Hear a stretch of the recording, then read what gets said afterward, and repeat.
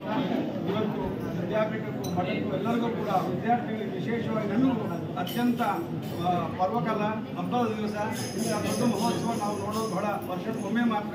ಪ್ರಹ್ಲಾದರ ಬಂದು ನಮ್ಮನ್ನು ಆಶೀರ್ವಾದ ಮಾಡೋದು ವರ್ಷದಲ್ಲಿ ಒಂದು ದಿನ. ಅಂತ ಒಂದು ಒಳ್ಳೆಯ ಪರ್ವಕಾಲದಲ್ಲಿ ನಾವೆಲ್ಲರೂ ಭಾಗಿಗಳಾಗೋದು ನಮ್ಮ ಪೂರ್ವಜನ್ಮ ಸುಕೃತ. ಹಾಗೂ ನಾವು ಇಲ್ಲಿ ಇದ್ದುಕೊಂಡು ಗುರುಗಳಿಗೆ ಸ್ವಾಗತ ಮಾಡಿ ಅವರ ಆಶೀರ್ವಾದ ಪಡೆಯೋದು ಕೂಡ ನಮ್ಮ ಪೂರ್ವಜನ್ಮ ಸುಕೃತ.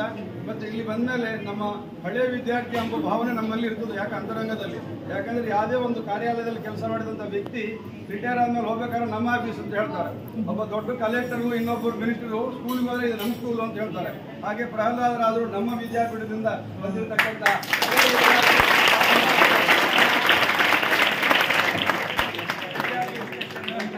ವಿದ್ಯಾಪೀಠದಲ್ಲಿ ಏನೇನು ಶಾಸ್ತ್ರಗಳು ಹೇಗೆ ಹೇಳ್ತಿದ್ದಾರೆ, ಮಕ್ಕಳು ಹೆಂಗೆ ಓದ್ತಿದ್ದಾರೆ, ಅವರ ಆರೋಗ್ಯದ ಬಗ್ಗೆ ಎಲ್ಲ ತಂದೆ ತಾಯಿ ಕಾಳಜಿ ಮಾಡ್ತಾರೋ ಇಲ್ಲೋ, ಗುರುಗಳು ಬಂದು ಎಲ್ಲರಿಗೂ ಆರೋಗ್ಯವನ್ನು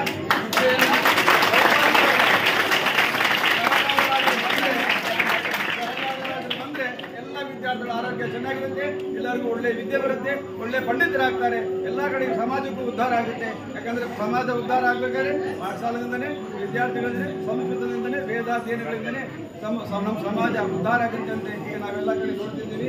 ವೈದಿಕ ವಾಂಗ್ಮಯಕ್ಕೆ, ಸಂಸ್ಕೃತಕ್ಕೆ ಅಷ್ಟು ಮಹತ್ವ ಕೊಟ್ಟಿದ್ದಾರೆ ಪ್ರಧಾನಿಯವರಾಗಲಿ ಮತ್ತು ಇರ್ತಕ್ಕಂಥ ದೊಡ್ಡ ದೊಡ್ಡ ಗಣ್ಯ ವ್ಯಕ್ತಿಗಳಾಗಿ. ಹಾಗಾಗಿ ಎಲ್ಲವೂ ಕೂಡ ನಮ್ಮ ರಾಯರ ಒಂದು ಶ್ರೀಪಾದಂಗಳವರ ಸಂಪೂರ್ಣ ಅನುಗ್ರಹಕ್ಕೆ ನಾವೆಲ್ಲ ಪಾತ್ರರಾಗಿದ್ದೀವಿ. ಇದೇ ರೀತಿ ಪ್ರತಿ ವರ್ಷ ಬಂದು ನಮ್ಮನ್ನು ಅನುಗ್ರಹ ಮಾಡಲಿ ಅಂತ ಹೇಳಿ ಆ